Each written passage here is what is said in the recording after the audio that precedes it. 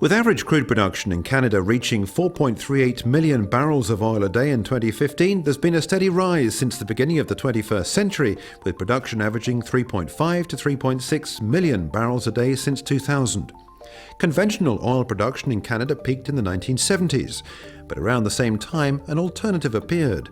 Commercial production of Alberta's oil sands began in 1967 with the launch of the Great Canadian Oil Sands Plant, located in the northeastern city of Fort McMurray in the Athabasca Oil Sands region.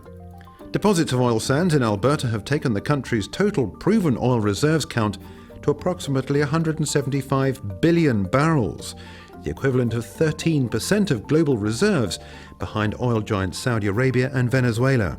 The challenge is that oil sands tends to produce heavy bitumen, which fetches a far lower price than conventional crude. Only 2.6% of proven reserves have been produced since 1967, and oil sands production is expected to peak in the next 8 to 10 years. Over 70,000 wells have been drilled or spudded since 2005, and over 100 new wells are drilled every day in the Alberta province alone. The cost of extraction are relatively high for the vast majority of Canada's oil reserves, so oil companies tend to direct their efforts into extracting crude deposits only in times of high commodity prices. As a result, the wide variations in price over the last decade have had a detrimental impact on Canada's economy. The oil price rout that began in 2014 saw a drop in capital expenditure, which cost 50,000 direct job losses and 75,000 indirect.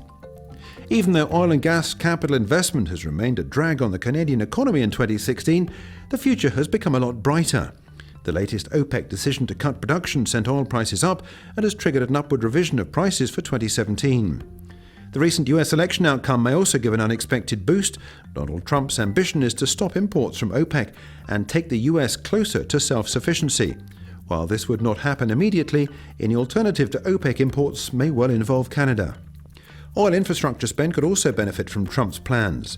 The president-elect has said he would reopen the approval procedure for the controversial 1,100-mile Keystone XL pipeline between Canada and the US, and early in December, Ottawa gave the green light to 2 further major pipeline projects. So, should the market take more notice of Canada as a source of future crude oil production?